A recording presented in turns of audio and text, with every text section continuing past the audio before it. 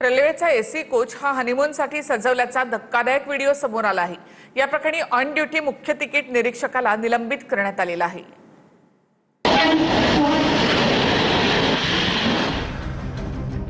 नंदीग्राम एक्सप्रेसच्या first AC कूपमध्ये एका नवविवाहित जोडप्यासाठी फुलांनी सजावट करणं खासगी डेकोरेटरला चांगलंच भोवलंय।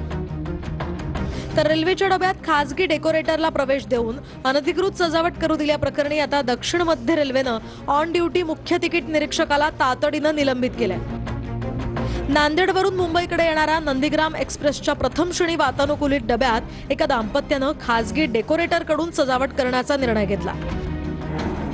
गाडी जालना रेल्वे स्थानकावर आल्यानंतर सजावट करणाऱ्या अझहर शेख वाहेद यानं प्रथम श्रेणी वातानुकूलित डब्यात प्रवेश केला। त्यानंतर त्यानं कूपमध्ये आकर्षक फुलांची सजावट केली। हा व्हिडिओ सोशल मीडियावर प्रचंड व्हायरल झाल्यानंतर रेल्वे प्रशासन खडबडून जागा झालं। रेल्वेनं सजावट करणाऱ्या अझहर शेख वाहेदवर रेल्वे कायद्याअंतर्गत गुन्हा दाखल केला। तसंच ऑन ड्युटी मुख्य तिकीट निरीक्षकाला सुद्धा तातडीनं निलंबित केलंय।